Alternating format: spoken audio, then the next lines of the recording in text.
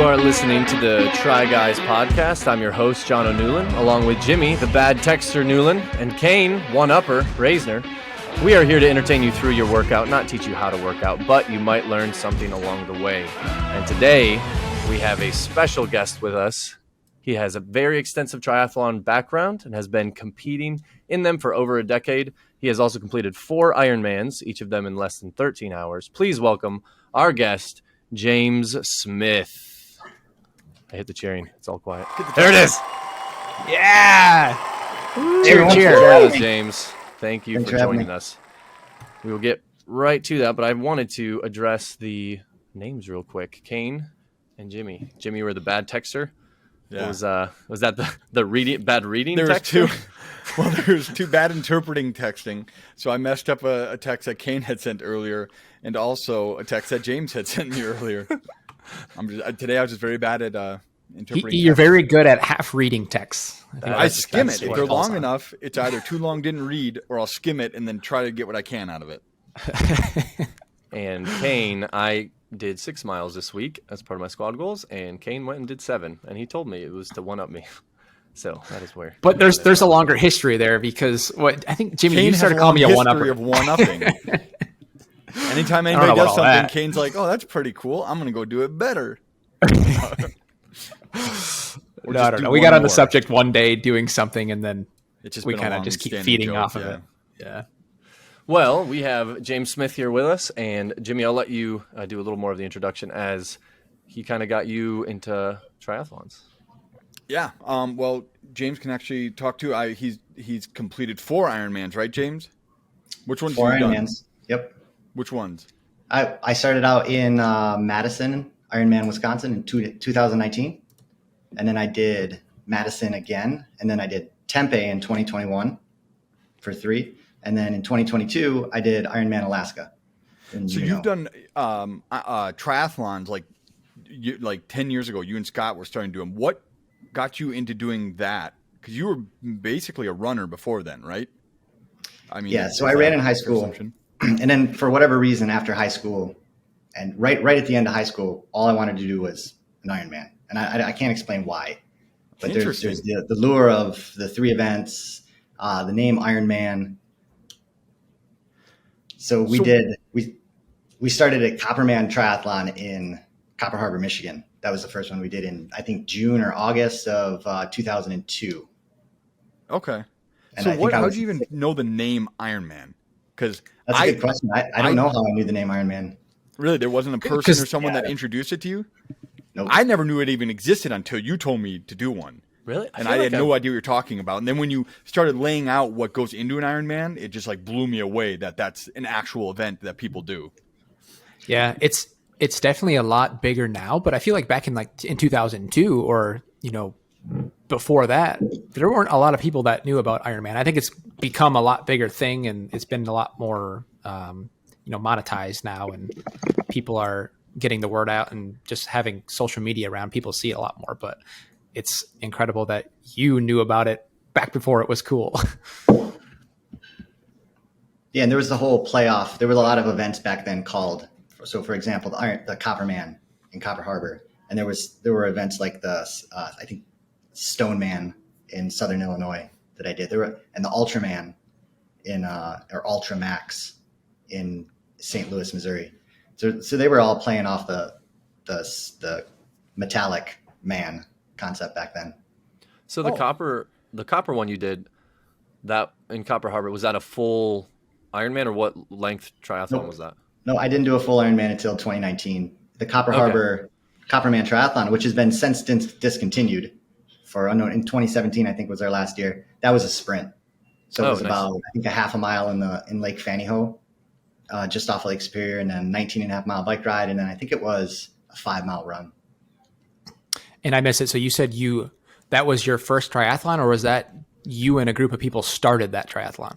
No. We had nothing to do with the event itself other than participating. So that was the first one I participated in. What was that like? Because I'm curious. Like, I've done swimming and I've biked, but I've never been in a bike race or like a swim race. So adding those elements to your race, have you was that a big leap for you, or was it just like more going out to complete it, just get one under your belt, start going? So it was a different time back then because we were very young, so we could do whatever we wanted to. We bought some tri shorts. I bought some tri shorts and went out and swam in I think it was probably 68 degrees, maybe 66 degrees in that area, Lake Fanny Ho and Copper Harbor. So that was a huge challenge. That made it a lot harder than it needed to be, not having a wetsuit.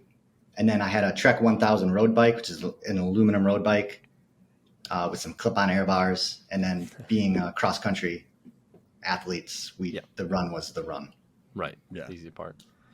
It was just getting to the run. Hey, that gives me encouragement, because as I'm wanting to just go out and get one under my belt. Well, it's like the best. Jump in If and you do it. come in with a swimming background, I think that's probably the best.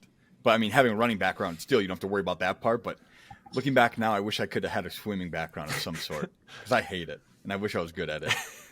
Yeah, we were terrible. We were terrible in 2002. When I swam, I think I was the sixth out of the water, sixth to last out of the water, and I think Scott was the very last. And I think he had like a support committee. I've heard about that story a lot, about his first swim. So what out of all of the 4 Ironmans you did, what was your favorite one? Which one? Well, Both I in mean, like they all have scenery all and shine like in just ways. experience. Sorry. So living where we live, Madison is the most accessible, hands down. Ironman, Wisconsin, and that was the most memorable because it was my first. And I think I did the best in 2019 than I did the other 4 or the other 3. But Alaska being the most fresh in my mind kind of defined where I'm at now. So it's a big part of the way I think right now. Yeah. How far apart were all of those? So Madison, you said was the first. That was 2019. September 2019, and then we went. And then I was set up to do 3 or 4 different Ironmans throughout COVID, but they were all canceled or postponed, or they just didn't let me participate because I had COVID at one point. Oh yeah. So That you was would have, Ironman so 4 in without 2020. COVID, you would be potentially had all those under your belt, but Yeah, like 5. additionally 3. Well, no, because it was like 1, and then it would get Okay. canceled, and I'd scrap my training, and then kind of go back to the drawing board. And then Okay, gotcha. I don't even remember the order. Texas was in there, St. George was in there, Florida was in there. I went there and I spectated, didn't participate. And there's another one that I'm not thinking of right now in California, maybe. Okay. How long would you need between Ironmans? Like, do you think your body Me? would need? Yeah. Like, what do you? How long do you look to space it out? So what's the goal of going to do the Ironman? Are you trying to do 6 of them in a year? Because if you're trying to do 6 of them in a year, just go do 6 of them in a year and you'll be fine. Just don't Right. you can hammer your body. But if you're trying to peak, I think you can maybe do 1 a year. Okay. Right now, I destroyed my body so badly in Alaska that I decided to take at least 6 months off of running, and I'm at the 4th or 5th month of that now. So the damage I did to my feet is unprecedented. So hopefully I can avoid that in the future.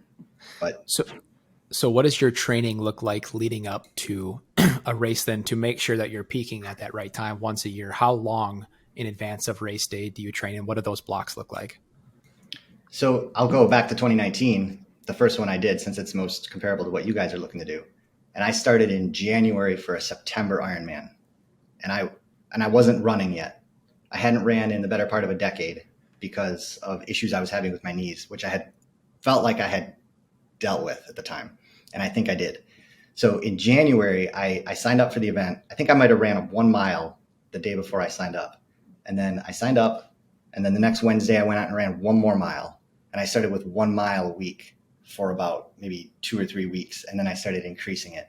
And my big milestones that I was trying to hit were, and I'll add a caveat to that in a second, but I was trying to get to like a 19 to 21 mile run before the event with, stepping up to that, and then that full 100 mile or more bike ride.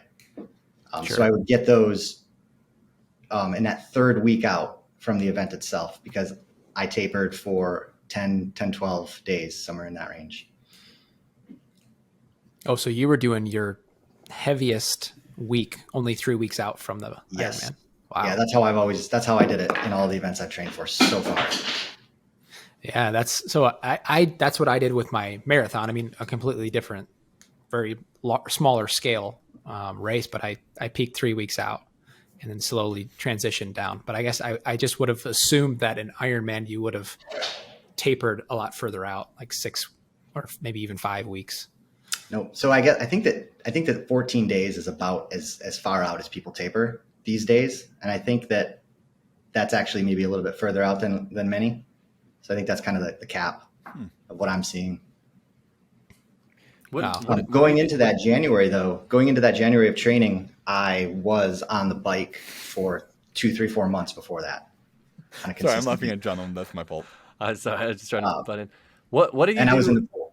Like, how do you tell you're peaking? Like, what, you're just like going harder in training? Is that what you mean by that? Or what is that, like 3 I think weeks it's out? his longest mileage of everything he's doing is at the top.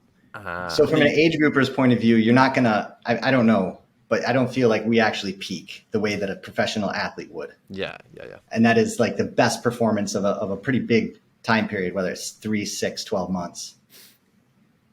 But so for me, that's just kind of max volume. That max volume was that T-3 and 4 week. That's kind of where you hit the. Okay. And then I cut volume in half and then kind of cut out intensity. People do it a lot of different ways during the taper for 2 weeks leading up to the event. Some of my best cycling performances have been after long breaks, and that's the same with running as well. Sure. It makes sense, right? Your body's recovered and there's not that wear and tear on joints, muscles. Glycogen is replenished. Yep. Yeah. Makes sense. That is the stuff I don't. Scott was always, as my cross country coach, the one telling me I could do this, do that. And I just followed orders. I didn't really. Didn't ask why. Yeah. So on your ramp up, you covered the distances of Ironman and all the disciplines, right? At least like, the 2 mile, the 160 mile bike and the marathon. You covered all that. 80 to 90%. 80 to 90% of the distances. The swim, I think I might have did a 3 mile lake swim, if I remember. Maybe it was 2 miles, somewhere in there. It was 2 or 3 miles. I think it was 3. It was 3 miles from Hennis Park on Lake Michigan to the lighthouse in Menominee, Michigan. So which is longer than the swim. Yeah, for the actual race. That took me a solid 2 hours to do that. And there was quite a current in there. And I'm a much better swimmer today. Yes, he is. Man, what were safety precautions you took on that swim, or did you just go for it? Kayaker. I know we're 2 of us did it, and we had a kayaker on each of us Oh, just nice. to make sure everything went fine. So there were 4 people in the water then. So there were 2 swimmers and 2 kayakers at the same time. Yes. Yep. Nice. A lot of people, they have these little buoys that you hook to your waist and you pull those them are on really you. cool. I've seen those. Those are really neat. So, okay, beyond the big thing about Ironman for me that I'm anticipating when I do my first one, the physical part's can be the physical part, but how is the mental part of it during that whole day? Like your mentality going into it and like different walls you have to break through. Like what are some of the biggest hurdles you had to mentally overcome throughout your worst Ironmans? I've talked to you before about some, like the run in Madison, was it? Your Madison run where you had to stop for a while, like different things like that. Like, can you touch on some of those mental blocks you had to get over? Yeah. It's tough because you have an expectation for yourself. And I think that most people probably set their expectations higher than real, maybe, or maybe they're just, we aim high. So for me personally, I'm going to be probably disappointed in every Ironman I do because I'm not going to hit the goal that I think that I can do. I'm not going to hit the times. So on the bike, so you come out of the water and I remember seeing like 73 minutes thinking I wanted 70 minutes or whatever the goal is. And you're just like frustrated. You're trying to justify, you're trying to figure out how you can correct it. And there's so much that goes on in the 11, 12 hours, 13, 14, 17 hours that there's too much to describe. Some of the biggest moments for me though have been on the run when you just hit those walls. And I say those walls because it's one after another. You find a way to break through them in one way or another, and then you find another one. And those are pretty fundamental moments that set something in your brain on fire. And then 12 hours after the event, you swear you're never going to do it again. But 24 hours after the event, you start trying to figure out which one you're going to sign up for. Yeah. Why? So like, what drives that? Do you know what drives that 24 hours after wanting to sign up for a new one? Is it just like you got recovered a little bit and you're like, well, I could have done better. Now I got to go do better. Yeah. There's a big thing in the endurance community. It's having your why, and people recommend that you have your why queued up so that when you hit that wall, you can go back to it and you remember why you're out there doing it. I've never had that. I've never had a why. I've never had a reason. I've never been able to articulate it or convince myself that this is actually the thing I should be doing. But for whatever reason, I've always been drawn towards it, to push myself to whatever silly finish line there is. Interesting. Yeah, How do you think I'm way more worried. Sorry, John. I'm way more worried. Yeah. Like, not worried, but concerned about the mental part of it. Like physically, I feel like, you know, even if I'm slower, I'll get through it. Like I'm not going to be, you know, qualifying Kona in an Ironman, but like it'll be. I'm worried about the mental part of breaking down those walls. So that's the one thing I'm not looking forward to. But I'm hoping, you know, be strong enough to get through that. And getting through that, James, how do you think coming on the back end of that, like completing it, pushing past that, did that change you as like it just personally how you would approach different struggles in life? Did that change you each Ironman, or is that just more like you would apply it just to endurance sports, that mental wall that you were able to break through? Yeah, I think incrementally it has an improving effect on your entire life. Probably every event that you do like this, because it's kind of like having maybe you could say like a psychedelic experience. You go deep into your mind and you are out there doing a thing that you thought you're supposed to do and you don't really know why. And the pain is, you know, the experience, I don't want to say pain, but the experience is very, very raw. And that I think, to Jimmy's question earlier, is why people go back. It's because they want to experience that again, because they forget what it felt like. It's interesting. And Yeah. you forget what it feels like the next day, the 2 days later. You start to wonder, like, was that really that bad? Could I really not run in that moment? Could I really not go faster? And you got to go find out. I mean, I've only done sprints, but there is like, even that, there is like you're doing it with yourself in a weird way. You're like two people, like almost, you know, trying to get through it together. Like no matter who's outside, who's there watching you saying, keep going. It doesn't matter. Like it's cool to see all those people and have support, but none of that actually, I mean, it helps, but you are the one pushing yourself forward. And it is like an internal battle the whole way through, that you're just constantly talking to yourself and like trying to get yourself through. And so I get that does make sense. I like that, the duality. That's what it feels like. It feels like it's just you know, fighting against yourself the whole time. It's like, well, I could probably go faster. It's like going slow down, and you know, all the different types of things you can go over, but everything outside doesn't affect it. Like it's nice to see all the people, but even when they're cheering and telling you to go faster, that's not going to make you go faster. It's all you and yourself, you know, fighting through it. So during the course of a race, are there people throughout a lot of the race sections that are along the sides of the road, like during the bike? And I think during the run, probably the last few miles at least, there's a lot of people. But so Ironman Madison, you'll have a tough time finding an area to sit down without a spectator seeing you, if that's what your goal is. You know, as an example, during the run, right? So that's just to say how packed and how many spectators and how spectator friendly the course is. If you take a look at the course, it's 2 loops with, I think, like 6 or 7 out and backs turnarounds. So you are in this 3-mile diameter area in College Town, near the university campus.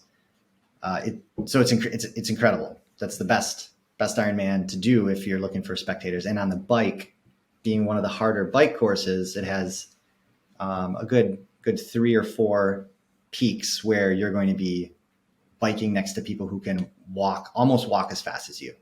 Oh, that sounds terrible. Wow. And you're going to do each one of those twice. You're going to do each one of those twice. So, for example, in 2021, there's a guy at the top of the hill, and he's got a microphone and a loudspeaker, and he's kind of like talking to every athlete coming up the hill, and he's talking about my mustache, and he's telling me to loosen up my arms and my shoulders and relax and keep going. So it gets pretty personal. And there's, you know, 100, 200, 300 people on this crest of this hill that are there to see their family, but they're going to cheer for you as well. And they've got ridiculous signs. It's great. It's a great experience. And that's why I like Madison.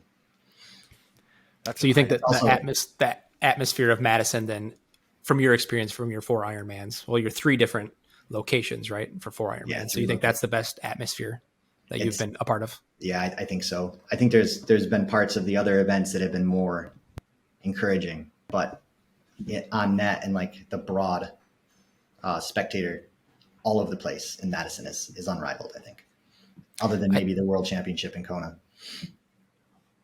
Which there's probably people strewn along the entire bike route, even in Kona. I mean, it's probably just packed. Well, they got to go through the lava field, so there are. But even in Madison, there's parts where you are alone. You know, to be fair, on the bike, you are going to spend a lot of time just by yourself, especially on that second lap when you stop passing people and stop getting passed.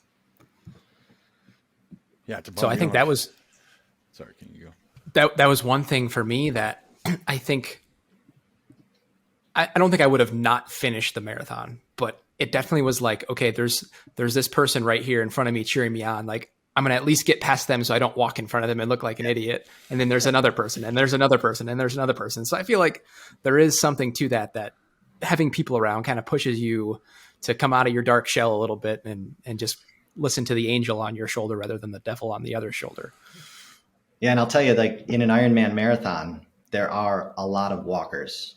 It is, and this is something that I struggle with personally as to what my goal is. For example, let's say I knew I could go and do an Ironman, but I knew I was going to walk. Would I go and do that Ironman? Would that be okay for me to walk? Now, the disclaimer is I've walked in every Ironman I've done to some degree. The least in Madison in 2019, where I finished a 4-hour marathon. I walked about maybe 200 yards, but the other ones more so, quite a bit. But yeah, that's something that you're going to come face to face with. You're going to be walking next to spectators, very, very likely, unless you're really going to ace that thing and run a 350 or something like that.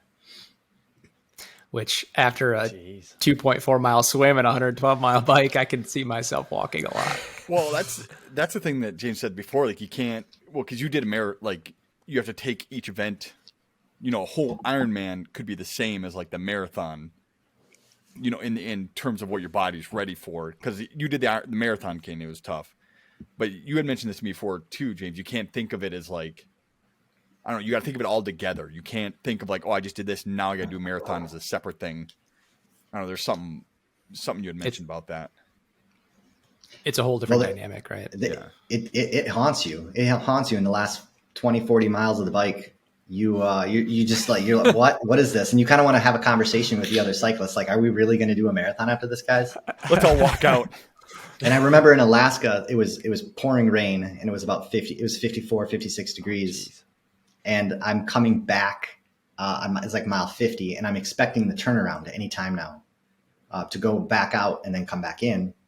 And I'm expecting to see the top age groupers coming at me. And I'm aware of where I'm at from my watch, but I'm not seeing them. I'm not seeing anybody come, and I'm not seeing anybody come. And I'm like, they called it off. They had to have called this event off. They had halved the swim. They had cut the swim down to 1.2 miles instead of 2.4 because of the weather and the water temperature. So I was convinced that they were going to send me home and to do a 56-mile bike ride, and then, of course, the leading age grouper goes by. And my spirit was crushed because then you have to turn around and do another 60 miles. Yeah. And I'm soaking wet and my ears feel like they have hypothermia because I'm stupid and I've wrapped cotton around them. That sounded brutal. And you get a big wind jacket on and. Oh yeah. Seeing the picture of your bike after that race was just like covered in ice. There was like 6 miles of chip seal at the end of the out and back. You have to ride over, and it had been recently done. So there's like these little fine pieces of road that were getting kicked up into everybody's bike, and it ruined people's bikes who didn't clean their bikes right away. There were a lot of people complaining about the condition of their bike deteriorating significantly. And people spend a lot of money on their bikes too. I mean, thousands, tens of thousands. Okay. So walk us through Alaska from start to finish. 'Cause I want to understand from your point of view, what it's like to go out to, I mean, that's across the entire country, right? So you travel across the entire country to do this Ironman race, the very first race in Alaska, Ironman race in Alaska too. So talk us through the travel, the prep you had to do for the travel, and then, your experience leading up to the race and how far in advance did you go out there to prepare yourself? That's a big question, Kane. So I decided not to go with Tri-Bike Transport because of the price and the time that you have to give them your bike. No, so this is going to be a huge answer to your question, but Tri-Bike Transport will pick your bike up from a local bike shop, but local to them is in the major cities. So for us, we'd have to drive to Milwaukee 3 hours, drop our bike off, and then drive home. And that's 2 weeks before the event. And then 2 weeks after the event, you go drive back down and pick it up and drive back home. So for me, I did that a bunch of times. I really didn't like it because, well, I didn't do it a bunch of times. I did it twice, Tempe and Florida. They do a great job taking care of your bike, but you miss out on your bike for 4 weeks. And you have to come up with that 8 hours to drive down there on both sides of the event. I decided to go with a bike box for Alaska. So I'm packing up a bike into my bike box for the first time. I've never done that before. This thing costs more than Tri-Bike Transport, the box itself. But it turned out to work out really, really well. So that's the travel. One of the big travel things. So is sorry. So the bike box, is that a like a protective case that you can take on the airplane with you then? Yeah. Okay. It doesn't go personally with me on the airplane. But they check it underneath. Yeah, it gets checked. So, and I'm also not very good at traveling. So we screwed up the Chicago airport travel, completely underestimated how long it would take us. We freaked out at the last minute because people's bikes were disappearing, and people were there was an email that was really weird from Alaska Airlines that said something to the effect of, ship your box if you can. Don't give it to us because we're not going to be able to get all these bikes to Juneau. Because Juneau is landlocked. You can't really drive there. You have to get on a ferry with your car. So a lot of people did that. And a few of those people did not get their bikes because the mail system, UPS and FedEx or whatever, whoever was bringing packages out there, wasn't able to get the volume of bikes. So some people were renting bikes, borrowing bikes in Juneau. So that was a disaster. We left early. We left a day early to go to Chicago to make sure we checked in at Chicago as soon as possible. Traveling through Chicago was a nightmare for us because we didn't really know that we could get free parking at a hotel. We ended up paying a bunch of money to park at a lot. You get to Juneau, and then it kind of hit us in the face that how cold it was. And it was the sort of thing where you go to the local grocery store, I think it's a Fred Meyer, something like that, and you see the prices and you realize how remote you are. It's not like Madison where everything is right there at your fingertips. There's a handful of bike shops to choose from. There was a great bike shop up in Juneau, but the selection is different. So the experience was definitely different. Visiting Juneau was one of the best vacations I've ever been on because it was like a rainforest. It is a rainforest, but you don't expect that because you think you're going to the frozen tundra. Right. But you go for a hike out there and these trees are massive and there's moss everywhere on the ground. And it is pretty much literally raining the whole time we were there. I think it spent a day with the sun out, but the rest of the time it was raining. That was a lot of fun. But then we found out the morning of the event itself that they were cutting the swim in half because of the water temperature and the air temperature and the amount of time they think people should be exposed to it. So for some of those athletes that would have been out there swimming 2.4 miles over 2 hours, that would have been too much for insurance for whoever it is that makes those decisions. They deem that too long. So that was really disappointing because I did not have a problem with the cold water. I think it was 50. I'm going to get this wrong. I want to say 56, but maybe it was 58 degrees. In Lake Michigan, for example, in June and July, it'll be in the mid 50s. So if you guys go and do an open water swim, you should do it in Lake Michigan. You will be experiencing those temperatures. So with the swim cut in half, that was really changed the mindset. I wasn't sure how I was going to do in Alaska because of my running at the time. Last summer, I had hurt something in my feet, both of them. And I still don't know what was wrong with my feet or is wrong with my feet. But I knew that I was just going to try to survive the run because I hadn't been able to train as a runner virtually at all for the last 4 months prior to the Ironman. And that kind of goes to show how much preparation you actually need for these events if you're in good physical shape. Because I did compensate my training on the bike since I wasn't able to run as much. And I think you guys probably know that. You probably saw me how much I was biking before that. The events are incredible. Alaska was incredible. It was an awesome venue. It was everybody's first time there. I mean, pretty much everybody's first time in Juneau, and doing an Ironman in Juneau. That was the first one ever. So it was great experiences, great memories. They had a shuttle bus up there driving people around. We had the opportunity to go check out the glacier and get up to the waterfall coming off the glacier, drive the course. Lots of fun all around. The bike, I told you about the bike and my scare coming back and not seeing the athletes. That was, we can maybe get into this a little bit more, but that cold of that bike will change forever the way I look at cycling, because it caught me off guard. And I've talked to Jimmy and Ken, I've talked to you guys about this before, but I never want to be caught off guard again. A lot of people, including myself, were freaking out the day before the event because they didn't have what they thought was the appropriate gear for rain and 55 degrees. Not just 55 degrees and not just rain, but both of them together. So I bought a bunch of stuff that wasn't ideal, wasn't good, and it wasn't great because I didn't know what I was getting to. So you kind of overdo it, and then you end up more wet, you end up more cold, you end up going slower. And sure enough, a guy, I think his name was Alex Wetmore, I think he won. And if you look at a picture of him, he's in a tri-suit. That's it. He's in a tri-suit. Mm. So is it just and I think he finished through? In Is that a little over 9 hours? I don't think that there's much powering through, because if you're even 55 and rainy, if you're turning 200 watts or 220 watts on the bike, you're going to stay warm.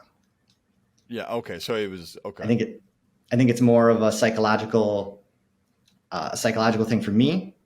Is like, what am I going to be cold? I really don't want to be cold. Like that's like my scare zone. I don't want to be in a situation where I'm going to be shivering for 3-4 hours on the bike.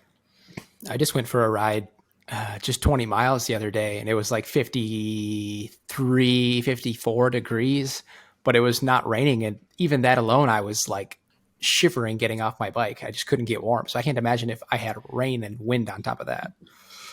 Yeah, with the right gear and with the experience, I don't think that it's an issue. I watched Ironman Madison in 2022. I did not do Ironman Madison. It was a month after Alaska. A friend of mine, Brian Clevin, was out there doing it, and a couple of his friends. And I think the conditions. It was what? That was his 10th. I think so. Yeah, that was 10. Sorry, sounds about right.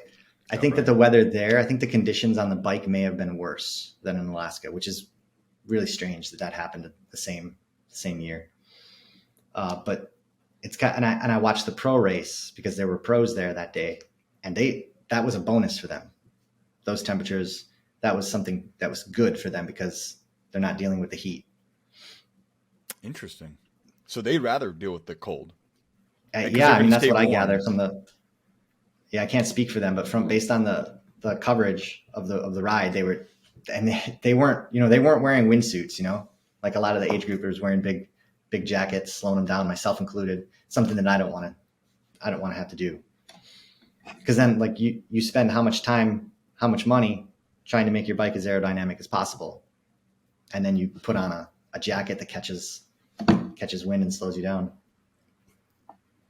Do you feel prepped? So I'm sorry. Do you feel prepped now, or not prepped, but now that you have a better idea of going into cold, and you said you kind of been working towards that, are you kind of looking forward to a colder? Because even I remember you saying that the Madison times were times that you think you could break into your age group. Yes. For qualifying.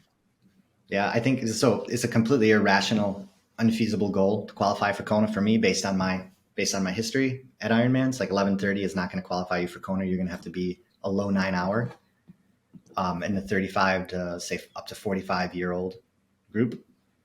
But if it's going to happen, for me, it would have to happen in a place like Alaska, because some of those guys who qualified, I think they were in the mid-9s, both in Alaska and in Madison of 2022. That's incredibly fast too. So a mid 9 hour Ironman. So talk about what pacing would look like for each event for a time like that. Well, let's say the swim 70 minutes. I think that the upper end of age groupers are going to be doing 60 minutes. I don't think a lot of age groupers are going to break 60 minutes. I could be wrong about that, but that's kind of the peak. What is that per 100, roughly? I don't know. Okay. I can tell you this. I can tell you that 70 minutes is about 132 or something like that per 100 yards. It's somewhere low 130s per 100 yards. I've done a 73. 73 was my best. I did that in Tempe and Madison last year, 2021. So if you can get out of the water in 70 minutes, and let's do 10 minutes transition, 80 minutes onto the bike, And then let's say you can do, so you can do a 5 hour and 40-minute bike. That's going to put you at 6-7 hours. And then if you can do a 3.5 marathon plus 10 minutes, that's going to put you at 9:40, I think. Hopefully my math is right there. Listeners are going to comment. Yeah, it's roughly. You're doing this all quick and in your head, so it's. I think they'll give you a break. Yeah. So for the bike, I think there's big potential there for me because I have done a 5:20, 5:22, and the swim 73 minutes. I think I can someday maybe do a sub 70. That would be my goal. And as far as a marathon, on paper, I should be able to do a 3:45, I would think, but I've never done those things, so I'm all talk. Goals, man. We're all talk until we do it. Yeah. So the 5 hours. So your fastest bike was 5 hours and 20 some minutes. 5:22 or 5:22. What was the average speed then on your bike? I think that one was 20.8 or 21.2. So roughly Somewhere 21 miles an hour somewhere around for 112 miles. So Kane, that was like our last 10 miles of the Leo Strong. Last 10 miles, but the entire time. The entire way. There's no way. No. There's no way. Well, so the Tempe courses. Well, so first of all, you guys are on road bikes. Yeah. So That's you true. gotta add a mile an hour. You don't have race wheels. Add a little bit more. So there's some benefits there. And then the Tempe course is really interesting because it's a 3-time out and back, and you go out. You're in the city. You go out up a big hill. I think 800 feet or something like that. But it's a slow, long grind up. You're going nice and slow. You're sitting up. You're not in the aero position. You're not getting a ton of wind in your face. You can eat. You can drink. You can take a break. You're grinding though, which is my style of biking. I want to do 70 RPM, 250 watts as long as possible. I don't want to have to go on a flat course and try to do the 90 RPM with 250 watts. It's not going to happen. Get to the top of that hill. You turn around and you fly down for the same distance. And it takes you, I think it took me like 55 minutes up, 40 minutes down. And you do that 3 times. That's my type of bike course. And I think that's a big part of why I did good that year. I'd be interested in trying a course like that because I've never really biked on any sort of hills. There really isn't a lot of good hills around here, right? That's why I'm So we don't scared. have the I'm scared of opportunity. Madison. I got Klondike. hills for you. Come out to Pittsburgh. Yeah, and then to contrast that with Ironman Madison, where you're going out and you're doing a loop twice. It's about a 40-mile loop that you have to ride out to it and then do the loop twice. And that has all those hills that I was telling you about before with the spectators. But when you get to the top of those hills, you don't get to take a break on the downhill because they're so steep and there's turns right at the bottom of them. So you're either risking your life for that extra 5 seconds or you're burning your brakes off on the way down those hills. Yep. And that's really disappointing because you're working up those hills just as hard as No payoff. No reward. yeah, there's no reward other than the spectators cheering. The reward is you get to get off your bike and run a marathon. Exactly. Well, in 4 hours. In 4 hours. 4 hours. Yeah. You mentioned age groupers. When you mean that term, what does that mean? Like separate from From professionals. So there's like 50 pros per race. Are they racing at the same time, or do they start you like staggered off? Or obviously they usually start about 10-15 minutes earlier than the age groupers. Okay. So then all amateurs would just be categorized as like age groupers. Yeah, age grouper is kind of the word in triathlon that I've heard used. Nice. Mortals. AGs. We're mortals. Mortals. That's wild. I think it's important to distinguish between professional triathletes and age groupers because not just because of the obvious different results, but completely different formula to get there, to get to the event and to do the event. You're talking about people who have VO2 maxes in 70, 80 and who can just destroy me with 100 heart rate the whole time. The physiological difference is significant. Well, there's already a big difference between me and you too. Like, I mean, when we biked before together, and then like we did a 30-mile bike ride or something like that, 40, and often like every 5 minutes I'd be like, James, what's your heart rate at? Because I'm trying to keep up with him, and he's down at like 110, and like this is nothing. He's like, literally, this is nothing, and I'm up at like 160, and I'm like, I can't even keep up with you right now. Like, it's just nuts, the difference between that. And to know that there's a gap between you and the top like that is mind-blowing. It reminds me of there was that one NBA player who he would do like videos and crush people. The Celtics. He would I can't remember his name, but he would be like, I'm Brian closer something. to LeBron than you are to me. Yeah. He would say to all these street ballers, and he'd go and just crush them. And they were like trying to talk a big game, and he's like, I'm way closer to LeBron than you are to me. Yeah, Brian. Like, this is how those levels of, because he didn't do much in the talent. NBA. The thing was, is people were like, well, you're not good. You didn't do much in the NBA. Yeah. And he's like, well, I'll play you right now. And he would just crush all these people. He's like, I might not be as good as LeBron or Michael Jordan was, but I'll always be closer to them than you are to me ever. And it was awesome. We put on clinics like that.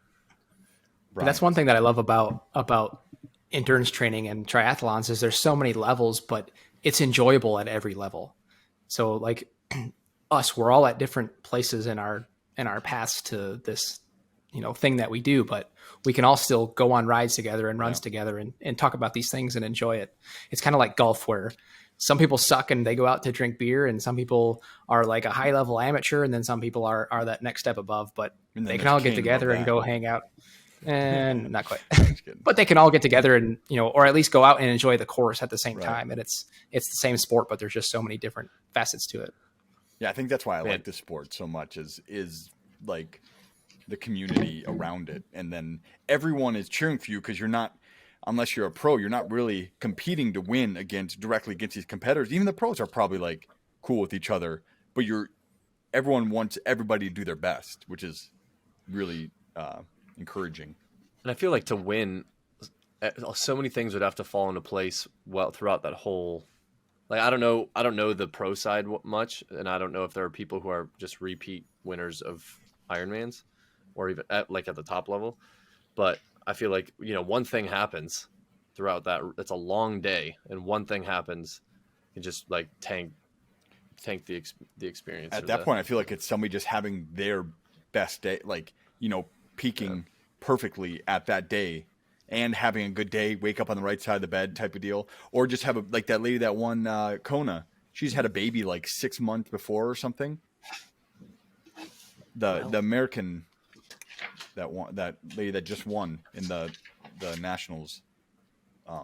She just had a baby like months before that, and then she won it, and then she wasn't even considered a top one. It was pretty cool to watch. I forgot her name though. That's incredible. Yeah. It's an interesting sport because there's not a lot of mobility, in my opinion, in terms of where you can go with how good you are. If you go out and do your first Ironman in 14 hours, you're probably not going to do a 9-hour Ironman. And if you do your first in 11 hours, you're probably going to do a 10 to 12 for the rest of your career, because you're kind of like locked in by your physiology. That's how it feels for me, at least. I'd love to see some counterexamples. And that's why I've thought that instead of using age groups, they should use VO2 max. And it should be like segmented every, all the 58s through and 59s go up against each other, and all the 60s and 61s go up against each other. And as long as you can show like the Garmin data that I'm not a real VO2 max, just like the Garmin VO2 max calculation. Like, it would be better than age groups. VO2 max? That's like I don't want to try to biological explain a complicated. It's a measurement. It's the amount of oxygen that your body can. It's the amount of oxygen your body can use per kilogram body mass. So it's basically how much work your muscles can do, given your cardiovascular limitations. So your VO2 max at velocity or at your fastest velocity, your fastest speed. What is your VO2 max? Is a big number that people like to talk about. As like okay. So, James, what's yours? Roughly. My watch says 58, 59 on a good day. Yeah, mine. Sometimes 56. Mine says 43. My Garmin says 43. I don't know the last time. I haven't ran. I feel like it only registers when I run, but 43 is the last reading I have on Garmin. Mine's 50. Of course.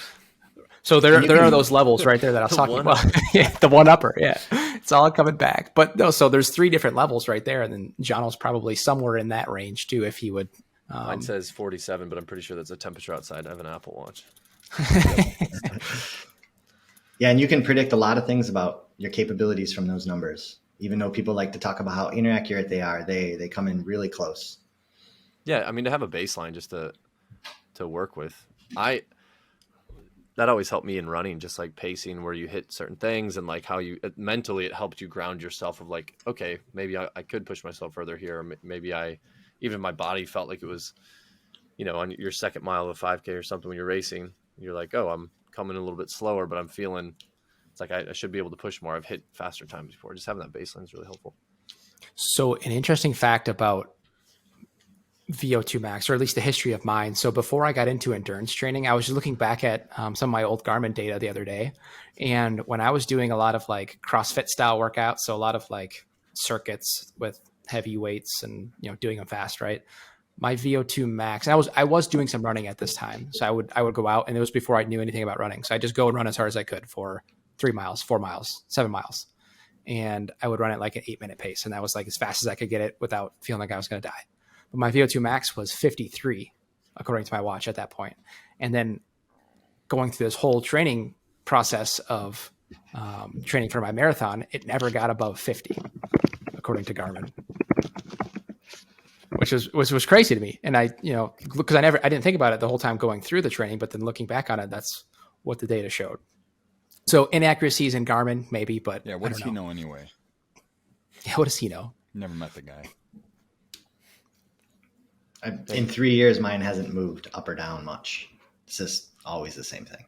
How would maybe you that's even because like I don't change that? Is that a training thing, or is that like where, or is that I really? You guys should interview a that's a little deeper. That's a professional and ask them that question. That's a little deep for this podcast.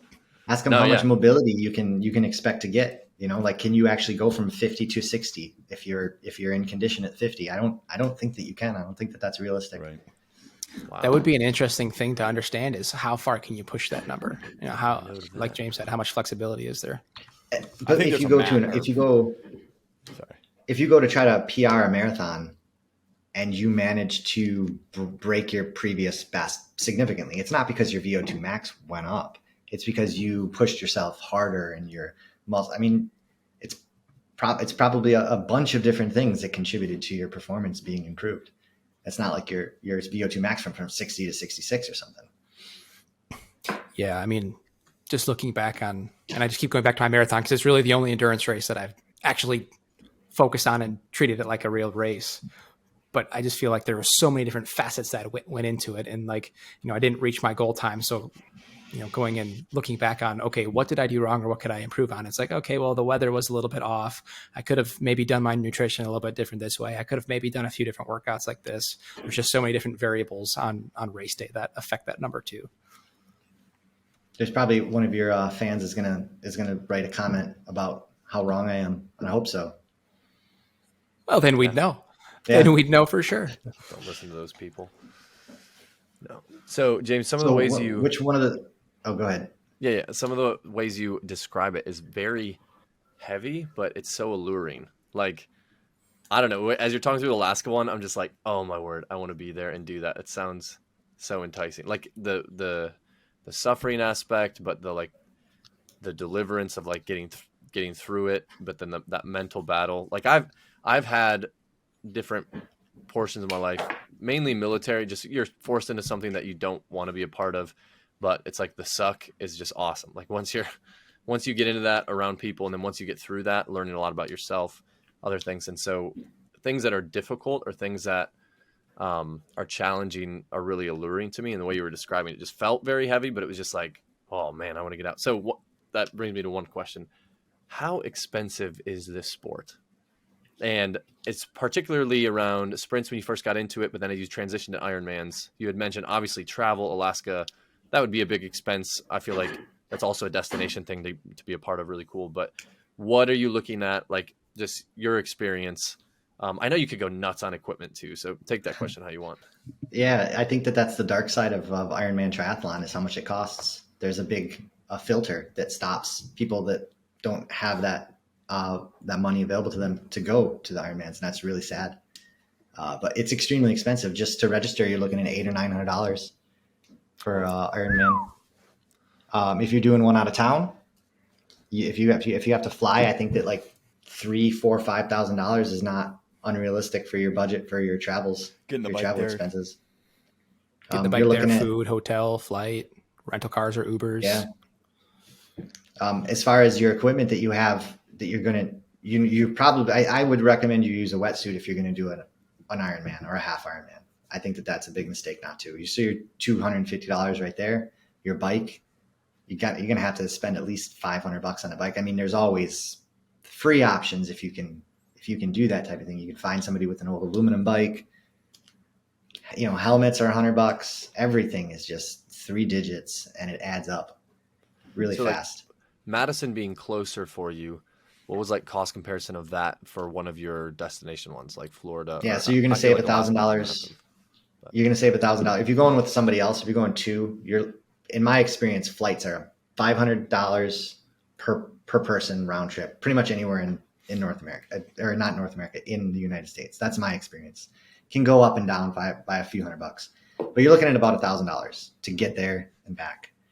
Then you're going to have to maybe get a car. But if you're going to Madison, you can just drive your own car to Madison because it's 2.5 hours away from us. So that's big. You'll feel a lot more comfortable getting a less expensive hotel room if you go to Madison because you're not treating it like a vacation. You're going to be able to go there a day later than otherwise than if you were to fly in. So it's one less day of food and a hotel. And even travel back is, you don't have to spend that whole time. Like, I'm sure that travel time going on distance is a lot longer. Coming back, you're on a plane for a while. That's got to be not fun after. Yeah. So if one of my biggest expenses going to these races is the money lost not working. So I'm an hourly contractor. So if I cut off 2 days of work on just to travel, it's a big chunk of money.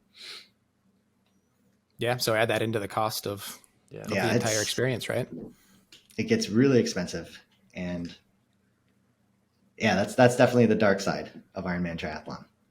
Is you will be shoulder to shoulder with wealthy people at that start line, and that kind of, I mean, from the cycling portion at least, it sets different tiers of availability for speed wise too, right? Because the better build for your bike, the faster you can go. Yeah, if you can afford a $10,000 bike, a brand new $10,000 bike with all the latest technology on it, that's going to give you. You're buying watts, you're buying speed. Yeah. Yeah. Anytime you have that mechanical advantage, because my wife's uncle out here did a sprint, but they did the canoe or the kayak instead of the swim. I don't know if has a certain name, but he had said like these guys who have these carbon fiber, really lightweight, they're just cruising down. He brought, just one he used for recreation. So I can imagine that it makes a massive difference at all levels, even different types of equipment for transitions. And that's one thing I want to note. Transitions for you, especially Ironman wise, what is I think I saw today an average total time for transitions in an Ironman might be like 15 to 20 minutes. Does that sound about the right time frame? And that's a little on the high side. I think that I'm usually out between 6 to 10 minutes. Okay, 6 to 10 total. Some of the events have long walk runs from when you get out of the water to when you're even in the bike tent. So, for example, Alaska was, I think it was about 700 yards, it was quite a bit, I want to say it was almost a half mile, whatever that is. And you're going up a couple of hills as well. So you're barefoot. That's getting to your transition point.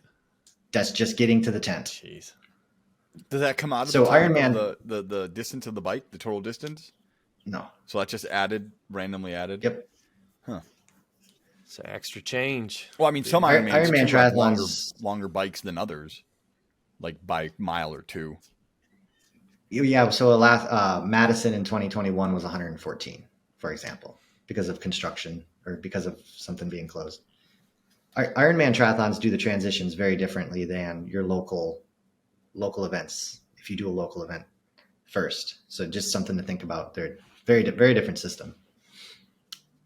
Just how they set it up to where you can transition. So you at an Ironman, you have to check your bags in the day before the race. Check your bags and your bikes in. So what it is it's a red bag for the run. So that's the bag you're going to grab when you get off your bike and go into a tent with.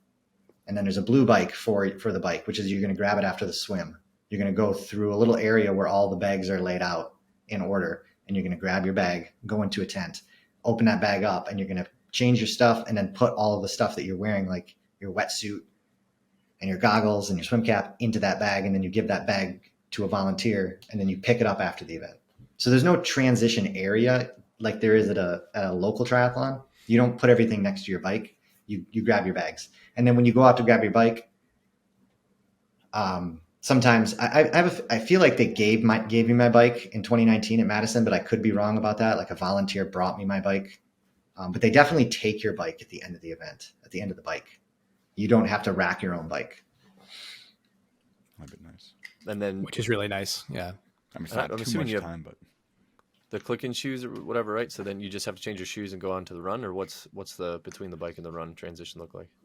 So you give your bike to a volunteer, then you go into that area with all the bags, and you're going to pick up your run bag, which you packed on Saturday or the day before the event.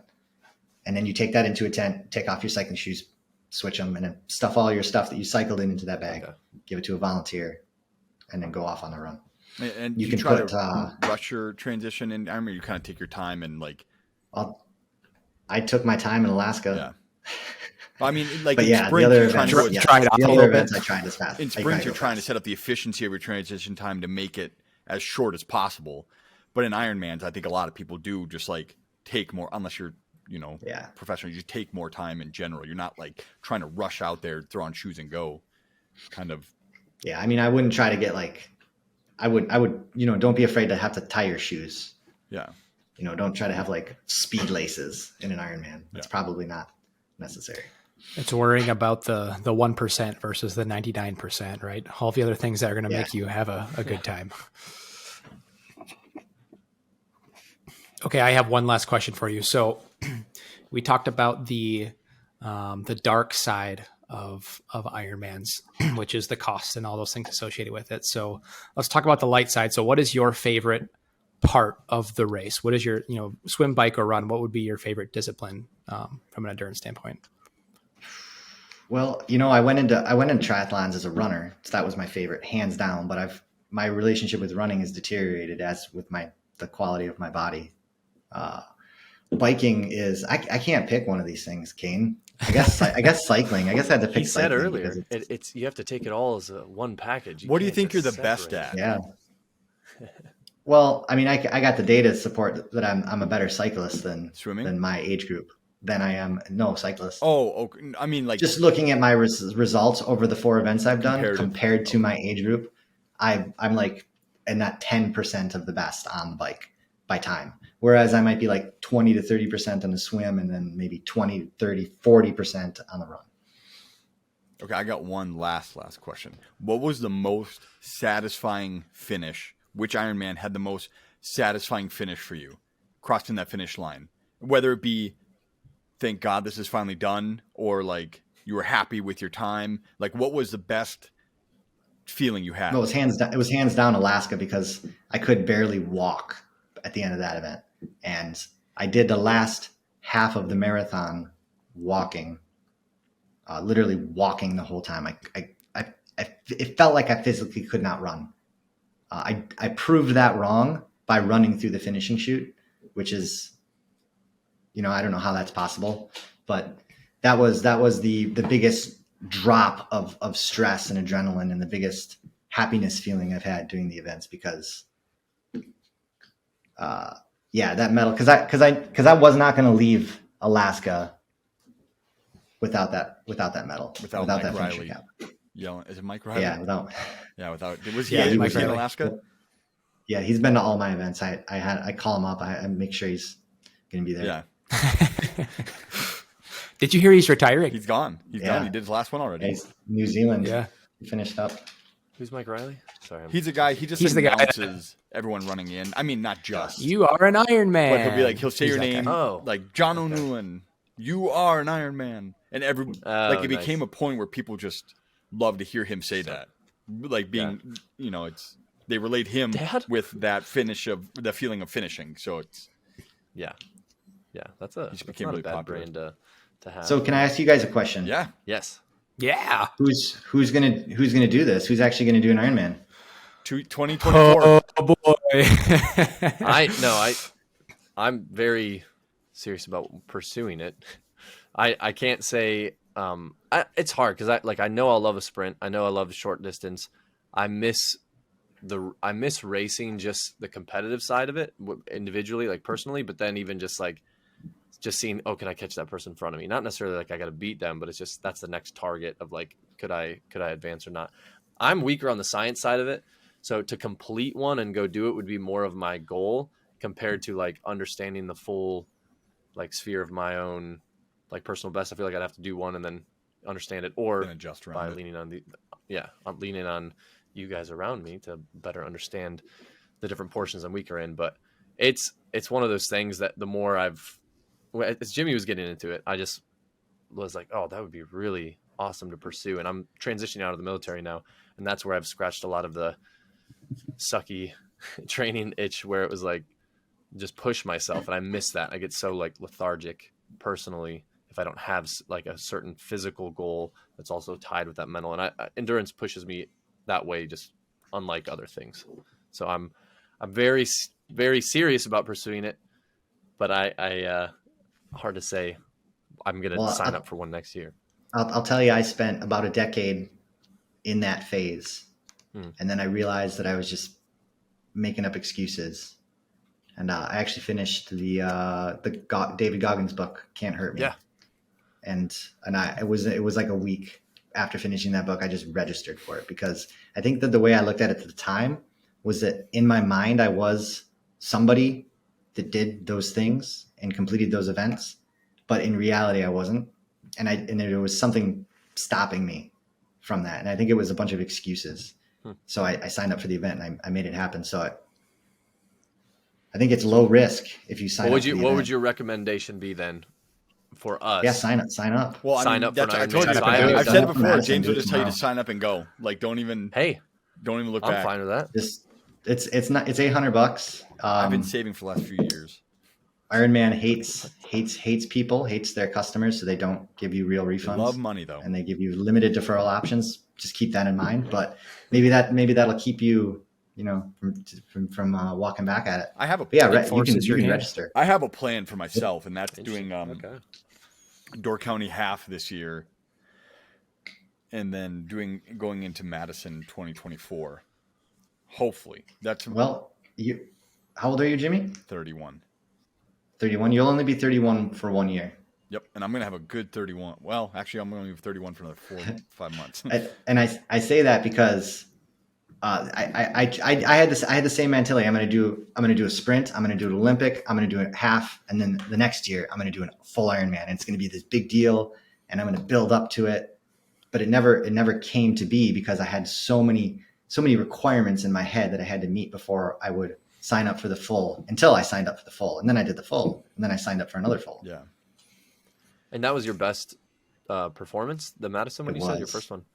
Yep, wow. my so first one. Just coming off of that, like, all right, I'm just going to sign up, do it, start training, and that ended up being best of the I don't know how I ran a 4-hour iron marathon that day. I don't know how that happened. I feel like I should be running faster than that, obviously, but looking back at it, it's like, holy crap, how do you do that after 112 miles on a bike? Yeah, I'm asking myself that question right now. How the heck did you do that?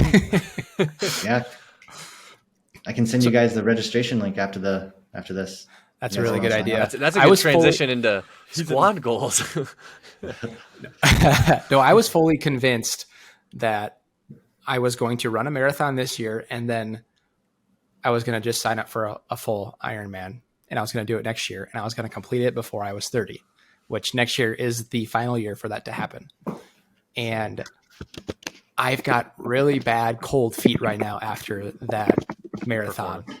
Just because of how, like, it's not like it was like so debilitating that I don't think I could finish the Ironman, but it was enough of a mental battle and physical battle that it's like, how much more is that going to be for a full Ironman, and am I capable of doing it? Well, let's find out. Yeah, here's the good news. You drive a hard bargain, James. On July 16th, No, I have no I'm just referral kidding. link. On July 16th in Door County, there is a half Ironman distance event that Jimmy talking about. I'll probably be there, middle of July, and then you've got yourself at 6 or 7 weeks until Madison, and it works out pretty good as far as planning your training. So that would be a good amount of time to do a race pace half, and then 6 or 7 weeks later do the full. That would give your body time to recover, and then. But maybe don't take advice from me, But that does seem like it makes sense to me. That's the good distance. I've done it 3 years. I did it 2 of the years or 3 of the years, the same schedule, half. And I did half this year, and then I went to Alaska 3 weeks later. Which may not have been a good idea. It may have been cutting it a little bit closer. Now that I think about it. Yeah, things get busy fast in the summer too. Yeah. Weekends get booked out really, really quick. And when you have an event in July, it feels like it's right next to that event in August. But you can have all of September or all of August with no events, and I think that it's a good setup. Half in July, full in September. You commit your whole summer to training. Yeah, that is like that's out. Yep. That's it. You like eat, breathe, and that's something we didn't talk training. about. We didn't talk about training and how much volume you should expect to do. So that's a big conversation. In the very formative years of your daughter there too. For me, you're talking. I know. That was a big deterrent. She's out on the bike. Well, then the goal would be to get up at 4 or 5 in the morning or that. I mean, buy a wagon that I can drag her along on my runs or my rides. Swims. She's a buoy. Well, even if you're waking up early in the morning, that time comes from somewhere else. Yeah. Whether it's the evening or whether it's the quality of the day, you can't cheat the clock, unfortunately. Yeah. Yeah, so that's a big deterrent from I know that me I signing would up for this. hate for my dad to tell me that he was going to do an Ironman, but I was 3 years old, so he canceled it. So he never did it. I would hate for that to be the story. Or something else. That's true. That's a different perspective to look at it from. It is. When you get older, it definitely you don't remember those moments. I mean, I'd be like, oh, it's a bummer, but I mean, lightweight, Dad. Not my problem. I was 3. I couldn't. I mean, that's your problem. If you wait, though, you never know what life has got in store for you. Yeah. Well, I mean, every. How old were you when you did your first? Last question. Ironman? Yeah. I have to figure out how old I was. 2019? Like 36, 35, 37. Yeah. So when you 36. So putting it off, I'm just bringing that up because you said you felt like you were putting it off. So do you wish now going back that you had just signed up for one pretty quickly? So you could absolutely. have started in that journey faster. Yeah, I should have signed up for one when I was 18 or 19. Wow. Yeah, well, then you'd be in better shape. That'd been easy. Cakewalk. Yeah, and I think this is maybe a little controversial, but I think that the vast majority of people can go out and finish an Ironman. And that's not the challenge. The challenge is doing the training, showing up, and then actually going through and experiencing it. That's what the title comes with. Competing and pushing yourself for the best time that you doing your best. And whether you did your best or not is something that's only something that you know. You don't know whether you did your best. I mean, you only know. Nobody else knows. Nobody else cares, by the way. Nobody cares how well you do. Yeah. Nobody cares. Nobody cares whether I ran 11:32 or 11:13. Nobody cares. So it's a complete internal competition, and you're the only buddy who can judge yourself. The only person who can judge yourself. Yeah. And then you go back and judge your prep and all your training that you did, and go through all of it from the beginning to the end. Empty out your bank account. Yeah. I got to save for another few years before I can afford it. Oh man. Scrape up those pennies. So I've got September. So I if I were to sign up for that Ironman, I should really start training for Madison soon. Realistically. Yeah, and let me give you the quick 30 seconds, 60 seconds on how I approached my first Ironman. So I went in with swimming first. Before I signed up. So just kind of imagine like a bunch of peaks. So first the swimming peaked, and then the cycling peaked, and I conditioned with cycling. So 80% of what I was doing was cycling, and then the running picked up. and then at the very end, I made sure that the swimming was polished. So those 3 peaks or 4 peaks was swimming, biking, running, and then with swimming at the end real quick for the last month before the taper. So you don't have to train like a professional triathlete. I think that's something that a lot of people refuse to believe. They think that they need to go out there, and you need to figure out what you need and do that, I guess. And that's different for everybody and difficult to find out, but get in good physical condition, and I think you'll do great. Yeah, it's the perfect time of year too to focus on swimming, because we're about to enter the winter months where it's not fun to be outside. Yeah. So you're either sitting at an indoor bike or you're in the pool swimming or on a I've treadmill. been alone in that pool every morning, every Tuesday morning. How's that coming, Jimmy? Huh? Are you It's frustrating. improving? I mean, it's going fine, but I just picture you not yelling at me, but like telling me it's wrong every time I'm swimming, and I can feel my hips drop. I can feel all that, and I just the whole time I'm like, James, just be like, I don't like what I see. I don't like what I see. He leaves swimming mad at you I think I'm getting when you're not even better. there. I do think I'm improving. I'm like, from where I've been, where I started to now, I think there's improvement. And I think if I keep at it, I'll get, like, I'm not going to get to your level. I don't expect to get there because you are dialing in on really minute areas of it, but it's going fine. I'm showing up every Tuesday, so that's something. All right. Well, we are hitting our. Oh yeah. Sorry. Once a week? Yeah, I dropped it once a week. I need that. It was draining me by Friday, so taking that Thursday morning off has been a big help. Then I'm putting in 2 bike nights usually a week, so that's kind of, yeah. Well, we are past our time, but very informative, James. I'm very thankful for you coming on again, and like I said, it was heavy but alluring, and I'm excited. I'm more and more excited to continue this pursuit. I've been reinvigorated by this conversation. I can tell. I have. I'm excited to deep dive back into it. So Yeah, and hopefully James, anybody for listening coming got to You warmed up his feet a little understand bit. what Ironman is about and what it's like, and got a little glimpse of it through James. Lake Michigan opens up in May. Oh, burr. Oh, shoot. Kane's got to go to the Y at first. I'll see you Tuesday. Just sign up for Lake Michigan, Kane. Make it happen. All right. Let's start this outro. You have been listening to the Try Guys podcast. Thanks again, James Smith, for coming on. You can find us on Spotify, YouTube, Amazon Music, Apple Podcasts. Thank you, everybody. See you later. See ya.